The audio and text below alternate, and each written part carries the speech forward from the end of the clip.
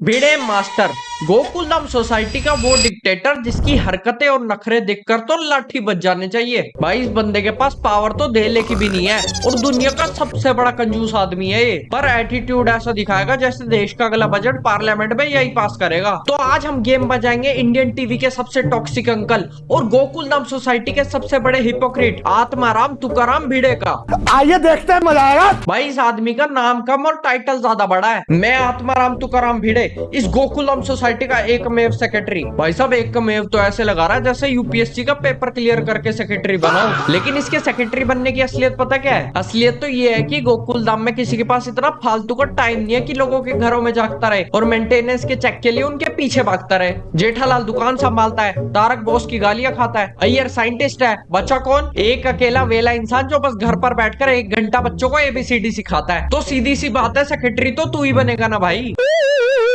Race में अकेला दौड़कर खुद को उसैन बोल्ट नहीं समझा जाता भिड़े भाई। और इस बंदे का सबसे बड़ा हथियार क्या है? Notice board. भाई 2026 आ गया, दुनिया चांद पर रहने की बातें कर रही है, पर यह बंदा आज भी सुबह 6 बजे उठकर सोसाइटी के बोर्ड पे अपना चौक घिस रहा है। बेफालतू में उस पर सुविचार लिखता रहेगा। अब तो तारक मेहता वालों ने इसके सुविचार दिखाना ही बंद कर दिया। वैसे भी पहले तो इसके सुविचार को थोड़ा सा भाव दे देते थे, जो भी लिखता था दिखा देते थे कि भाई आज का ज्ञान ये है, आज का ज्ञान ये है। कुछ ना कुछ लिखता ही रहता था, जैसे अपनी बीवी को चंपक चाचा से कैसे बचाएं, अगर आपके पड़ोसी का लड़का आपकी बेटी पर लाइन मार रहा है तो उसे कैसे रोके, ऐसी बहुत सारी चीजें लिखता रहता था। लेकिन भाई तेरा सुविचार पढ़ता कौन है? आजकल लोगों को व्हाट्सएप मैसेज पढ़ने का टाइम नहीं है और ये बंदा सोसाइटी के बोर्ड पे चौक घिस के उनको ज्ञान देने की सोच रहा है। ऐसा मत करो मेरी जान, लाइफ में कुछ अच्छा करो यार। और अगर गलती से किसी ने नोटिस बोर्ड पे बॉल मार दी या फिर इसका चौक मिटा दिया तो ये बंदा सीधा ऐसे रिएक्ट करता है जैसे किसी ने इसकी प्रॉपर्टी हड़प ली हो। मेरे नोटिस बोर्ड को हाथ कैसे लगाया तुमने? भाई बोर्ड है वो, तेरी माधवी डार्लिंग नहीं जिसके लिए तू छाती पीट रहा है। अब आते हैं इसके सो कॉल्ड प्रोफेशन पर। मैं एक आदर्श शिक्षक हूँ। वाह भाई, इतने साल हो गए, इतने सालों से हम लोग देख रहे हैं इस बंदे ने आज तक किसी को प्रॉपर मैथ साइंस नहीं पढ़ाई। इसकी ट्यूशन में होता क्या है? बस टेबल पर डंडा मारता है और कहता है चलो टेबल सुनाओ। भाई 10 साल के बच्चों को टेबल सिखाने के लिए आदर्श शिक्षक बनने की जरूरत नहीं है। और इसकी ट्यूशन के बीच में क्या चल रहा होता है? माधवी भाभी किचन से चिल्लाती है, आओ जरा अचार और पापड़ की डिलीवरी करते आना। और हमारा आदर्श शिक्षक चुपचाप अपना ट्यूशन छोड़ के अचार और पापड़ की डिलीवरी करने चला जाता है। ठीक है भाई, मैं चलता हूं। ओके भाई करेगा भी क्यों नहीं, इनकी फैमिली की इकोनॉमी कौन चला रहा है? भाई माधवी गोकुलधाम सोसाइटी की असली सिग्मा फीमेल है। उस बंदी ने तो अपने अचार पापड़ के बिजनेस का अंडरग्राउंड माफिया ही बना रखा है। इसके अचार पापड़ के बिजनेस को तो ऐसे हाइप करते जैसे मुंबई का आधा फूड मार्केट इसी ने संभाल रखा हो। भाई जेठालाल की टर्नओवर कभी डाउन हो सकती है, पर माधवी भाभी का अचार पापड़ का बिजनेस कभी नीचे नहीं जा सकता। और इस फूड एम्पायर में भिड़े का क्या रोल है? ये बंदा सोसाइटी का सेक्रेटरी सिर्फ दिखावे के लिए है। ऑफिशियली तो ये बंदा माधवी के अचार पापड़ एंटरप्राइजेस का एक अनपेड डिलीवरी बॉय है। अपना सस्ता सा खाकी रंग का कुर्ता पहनकर पीले रंग के स्कूटर पर निकल पड़ता है डिलीवरियां करने। भाई अगर ध्यान से सोचो तो जेठालाल अपनी दुकान का मालिक तो है, डॉक्टर हाथी के पास अपना खुद का क्लिनिक भी है, सोडी का अपना गैरेज है, रतन की अपनी साड़ी की दुकान है, मेहता पोपट और अय्यर नौकरी कर रहे हैं। लेकिन भिड़े तो अपनी बीवी के बिजनेस में एक दिहाड़ी मजदूर है। मैं गरीब हूँ, लेकिन फिर भी ये बंदा सेक्रेटरी होने के नाम पे जेठालाल के सामने अकड़ दिखाता है। एकदम ही पूरा जानी दुश्मन हो रखा है गड़ा परिवार का। तो खैर अब बात करते हैं इसकी सबसे ज्यादा इरिटेट करने वाली चीज की, सखाराम। भाई अपने यहाँ किसी के पास ऐसी खटारा स्कूटर है ना तो पहले तो लोग जाके उसको गाली देंगे, फिर उस बंदे को और उसके स्कूटर को दोनों को कबाड़ी पे फेंक के आएंगे। पर भिड़े ने तो इस पीले डब्बे को अपना बेटा मान रखा है। भाई ये स्कूटर नहीं है, चलता फिरता एयर पोल्यूशन है। मुझे तो लगता है दिल्ली में इतना पोल्यूशन है ना, ये भी सखाराम की वजह से ही होगा। मुंबई से सारा धुआं दिल्ली में भेज रहा है। इस बंदे का अपने स्कूटर से ऑब्सेशन तो देखो। एक बार किसी ने बस इसके सखाराम पे लाइन मार दी थी, भाई साहब रोने ऐसे लग गया था जैसे टप्पू और सोनू ने भाग के शादी कर लियो। भाई ये बंदा अपने स्कूटर को सखाराम तो बोलता ही है और उससे बातें भी करता रहता है। एक एपिसोड में तो ये सखाराम को बारिश में चादर उड़ाने आया था भाई, कि सखाराम को ठंडा लग जाए। भाई ये कॉमेडी नहीं है, इस बंदे की मेंटल हेल्थ खराब है, तुम लोग ध्यान नहीं दे रहे हो बस। यहाँ कुछ तो गड़बड़ है। और अगर हम इस बंदे की सोच की पूरी जांच पड़ताल करें ना तो हमें समझ आएगा कि ये आदमी तो डर डर के जी रहा है। है। इसकी पूरी लाइफ का बस एक ही विलन है, टप्पू।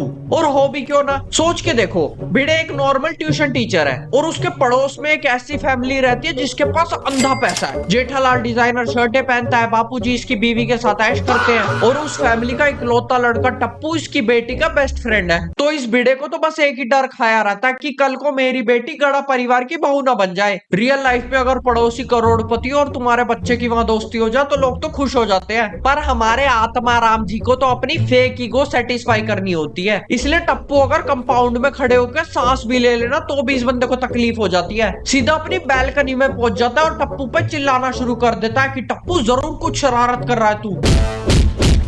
यार वैसे भिड़े की गलती इतनी भी नहीं है, ये टप्पू कुछ करता भी तो नहीं है ना, जो इस बंदे को कॉन्फिडेंस हो जाए कि अपनी बेटी की शादी इससे करवा दूं। लेकिन मेन रीजन ये नहीं है, मेन रीजन तो है इसकी जेठालाल से इनसिक्योरिटी। जेठालाल हमेशा टप्पू की साइड लेता है और भिड़े उससे हमेशा बहस करता है। लेकिन जैसे ही कोई सोसाइटी का फेस्टिवल आता है तो ये डिसिप्लिन शिक्षक सबसे पहले जेठालाल के घर के आगे हाथ फैला के खड़ा हो जाता है, मैं गरीब हूँ जेठालाल, इस बार प्रोग्राम बढ़िया करना है, जल्दी से 51,000 का चेक फाड़ दो। जब पैसे चाहिए होते जेठालाल इसका सगा भाई बन जाता है और जैसे इवेंट खत्म फिर उसको गालियां देना शुरू। तू पागल है क्या? अबे तू इस बंदे से ज्यादा डबल स्टैंडर्ड इंसान आज तक नहीं देखा मैंने। अब हम बात करेंगे इसके सबसे पकाऊ डायलॉग की। हमारे जमाने में भाई जैसे ये बंदा ये लाइन बोलता ना, मैं तो अपने दोनों कान बंद कर लेता हूँ। अरे मैं क्या, इसके खुद की बीवी और बेटी कर लेते अपने कान बंद। भाई साहब 5 मिनट तक फालतू का ज्ञान देगा बस कि क्यों ये चीज बेटर थी हमारे जमाने में। हर बात पर इसको अपना 1980 का दशक याद आ जाता है। हमारे जमाने में बच्चे पतंग उड़ाते थे, हमारे जमाने में शांति थी। अबे तो वहीं रुक जाता ना, 2026 में आके हमारा क्यों खून पी रहा है? जब देखो हमारे जमाने में बोलता रहेगा अबे डायनासोर को खाना खिला के आएगा तू अपने हाथ से। इस बंदे ने टाइम के साथ खुद को अपग्रेड करने से एकदम मना कर दिया कि मैं तो नहीं होऊंगा भाई अपग्रेड, मैं तो अपने ही जमाने में रहूंगा, तुम होते रहो भाई मॉडर्न। मुझे फर्क नहीं पड़ता कि जमाना क्या कहता है। इसका जमाना और इंटरनेट एक्सप्लोरर दोनों एकदम सेम है। दुनिया आगे निकल गई पर ये अभी तक 1990 में बफरिंग कर रहे हैं। और इसकी हिपोक्रेसी तो देखो, एक एपिसोड में इसने कंप्यूटर लिया था, अब उसमें इंटरनेट जब लगवाना था तो इस बंदे ने कैसे बोला था कि अरे मेरे को इंटरनेट यूज करना तो आता नहीं है, मेरे को स्मार्टफोन चलाना भी नहीं आता। भाई ऐसे ऐसे ड्रामे करके ये बंदा आईफोन 17 प्रो लेके घूम रहा है। यूं तो एक तरफ ही अपनी सालों पुरानी स्त्री तक नहीं बदलता, खराब टीवी को भंगार में देने की बजाय रिपेयर कराने की सोचता है, बाद में कंजूसी करता है, पर लेके क्या घूम रहा है आईफोन 17 प्रो। अबे अपनी बातों पे तो टिक जा। पर इन सब चीजों के बावजूद गोकुल धाम के लोग इसे बर्दाश्त कर रहे हैं। क्यों? क्योंकि वो जानते हैं कि उन्हें फ्री में एक चौकीदार और सिक्योरिटी गार्ड मिल गया है, जो सुबह से शाम तक लोगों के घर में झांक झांक के देखता रहता है कि उनके घर में सब ठीक तो चल रहा है ना, चोरी वोरी तो नहीं हो रही है, सोसाइटी में कचरा तो नहीं हो रहा। गोकुल धाम वाले जानते हैं चीज कि ये सारे काम करेगा और फिर एंड में जेठालाल से गाली खाकर अपनी बेइज्जती करवाकर वापिस हो जाएगा। भाई असलियत यही है कि ये भिड़े सोसाइटी का सेक्रेटरी कम सीसीटीवी कैमरा ज्यादा है, जिसका खुद का फ्यूचर और इकोनॉमी माधवी भाभी के अचार के डिब्बे में है, और फिर भी बस इसे लोगों के आगे आदर्श बन के ज्ञान फैलना है। भिड़े के बारे में जो मैंने नहीं बताया और अगर तुम्हें याद है तो कमेंट सेक्शन में जरूर लिखना, और वीडियो अगर पसंद आई हो तो लाइक करके चैनल को सब्सक्राइब कर देना। ठीक है, फिर मिलते हैं अगली वीडियो में। जय जिनेंद्र।